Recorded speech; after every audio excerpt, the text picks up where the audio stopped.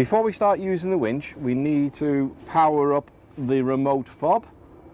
There's a switch on the center console there, so we need to activate that to power up the remote fob. We switch on.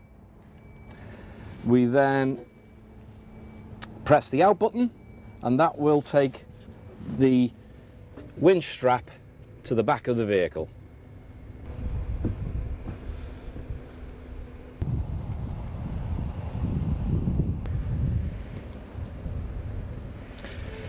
Okay, so we then attach the T-bar connector, tongue and buckle, then we place the two tongue and buckle straps onto the front of the wheelchair.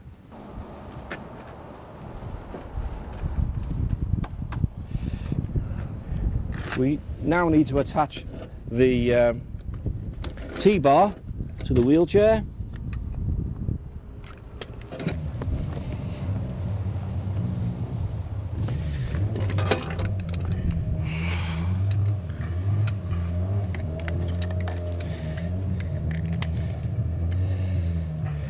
We then take the tension off the winch, hold it there, so we've got nice tension. We then switch on the inertia to release the front tie downs, which we now place onto the chair here, and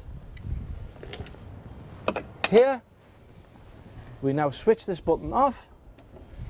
That tightens the front belt also, and it also stops the chair from going backwards.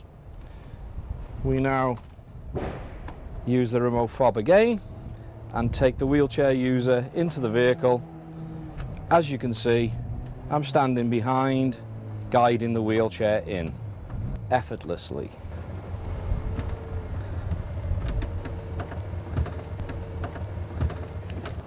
Now, to take the wheelchair user out, we now need to use the remote fob again by pressing the out button.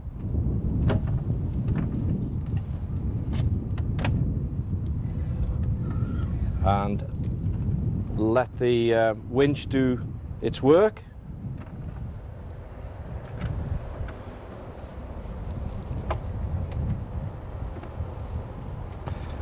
Till the wheelchair is at the base of the ramp.